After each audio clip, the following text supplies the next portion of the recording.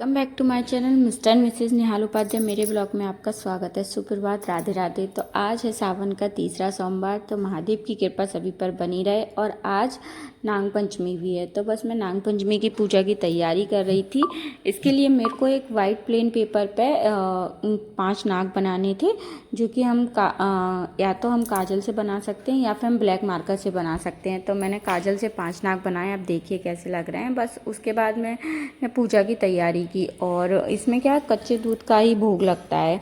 हम नाग देवता की पूजा में कच्चे दूध में थोड़ी सी चीनी या गुड़ डाल के उसका ही भोग लगाते हैं। तो बस उसके बाद मैंने ये सारी पूजा की तैयारी कर ली थी। और पूजा की तैयारी करने के बाद में इसमें क्या, हल्दी, मतलब जब आप नाग देवता को विशेष रूप से रोड़ी चंदन नहीं, हल्दी से ही पूजा की जाती है। तो बस मैंने हल्दी रखी और पुष्प वगैरह रखे, उनको वस्त्र रूपी कलावा रखा। और बस ये सब सारी चीज़ें रखने के बाद में पूजा के लिए एक लोटा जल भरा। और साथ साथ मुझे क्या, आज भुजरिया भी, मतलब जो कजरिया बोलते हैं, वो भी बोनी थी। तो उसके लिए भी मैंने दाने वगैरह मंगा लिए थे। और उसमें जो कुछ लोग गेहूं की भी बोते हैं और कुछ लोग जौ की भी बोते हैं। तो मैंने गेहूं की बोई और जौ की दोनों ही मैंने गला के रख दिए। और ये पूजा का विशेष महत्व है, इसकी मैं आपको कहानी ज़रूर सुनाऊंगी। तो बस इसके लिए क्या है, ये सारी तैयारी हो चुकी थी। इत्र वगैरह सब मैंने रख लिया था। मैं पूजा के लिए बैठ जाती हूँ। इसे हमेशा घर के मुख्य दरवाजे के द्वार पर ही करना चाहिए, क्योंकि नाग देवता का थोड़ा रौद्र रूप होता है। तो इसलिए थोड़ा सा उनसे, मतलब भगवान शिव के साथ ही उनकी पूजा करनी चाहिए। तो यहाँ भगवान शिव तो पॉसिबल नहीं थे, पर आंख बंद करके भगवान शिव को याद करना चाहिए। उसके बाद ही नाग देवता की पूजा करनी चाहिए। और थोड़ा सा चौक मैंने हल्दी से नीचे दीपक जलाने के लिए लीप लिया था। और इसकी जो कहानी है, वो 7 बहनें जो होती, मतलब बहुएं होती हैं, उनमें जो सबसे छोटी वाली बहू होती है, उसका कोई भाई नहीं होता, तो वो सबको अपना भाई बना लेती है। और बस ऐसे ही वो उसको बहन मानता है। तो धर्म के भाई बहन ये दोनों हो जाते हैं। और इसी प्रकार से, मतलब क्या है, इस पूजा को, मतलब आज के दिन ऑन लेडीज़ हैं इस पूजा को नाग देवता को अपना भाई बना के करती हैं, जिससे उनका परिवार खुशहाल रहे, उनके बच्चे खुश रहें, उनके घर में धन धान सौभाग्य सभी की प्राप्ति हो। तो बस इसी कामना के साथ मैंने जो कथा थी वो कथा अपनी, मतलब साथ साथ में मैं मोबाइल पे कथा सुन रही थी, क्योंकि मेरे को पढ़ने के लिए मेरे पास इसकी कथा की किताब नहीं थी। तो मैं मोबाइल पे, आजकल गूगल पे सब कुछ मिल जाता है। तो बस सबसे पहले हमने दीप प्रज्वलित किया, दीप का पूजन किया। किसी भी पूजा को करने से पहले सबसे पहले दीप प्रज्वलित किया जाता है। और बस उसका पहले पूजन करें, फिर हम मतलब पूजा को स्टार्ट करते हैं। तो बस मैंने भी दीप प्रज्वलित किया। बस उसके बाद आप देख सकते हैं, मुझे कुछ ज़्यादा अच्छे से पेंटिंग नहीं आती है। तो जैसा मैंने सीखा अपनी मम्मी से, उसी प्रकार मैंने नाग देवता बना दिए। तो ये 5 नाग देवता, हमेशा 5 ही नाग देवता का पूजन करना चाहिए, सिंगल का नहीं करना चाहिए। तो सबसे पहले उन्हें हल्दी से तिलक अर्पण किया। और उसके बाद 5 देवताओं को अक्षत चढ़ाया। और इनका हल्दी ही पूजा में, विशेष रूप से इनको हल्दी ही यूज़ की जाती है। तो बस इस प्रकार से मतलब उनको चावल वगैरह लगाए। और उसके बाद मैंने उन्हें कलावा, वस्त्र रूपी कलावा अर्पण किया। और ये कलावा का एक विशेष महत्व होता है, जो कि मैं आपको आखिरी तक, आप मेरी वीडियो में बने रहिए, मैं उसमें आपको ज़रूर बताऊंगी कि किस प्रकार से इसका यूज़ होता है।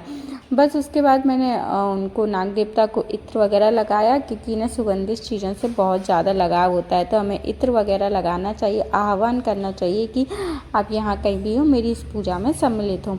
तो बस ऐसे ही दिल से नाग देवता भोले बाबा का आह्वान किया। अब मैंने पुष्प अर्पण किए। पुष्प आज मार्केट से नहीं मंगा पाई थी, मेरे ऊपर जो गमले में लगे हुए थे, मैं वहीं से कलरफुल वाले बहुत सारे फूल ले आई थी। तो मैंने वो अपने भगवान जी, ठाकुर जी पर भी चढ़ाए, भोले बाबा पर भी चढ़ाए।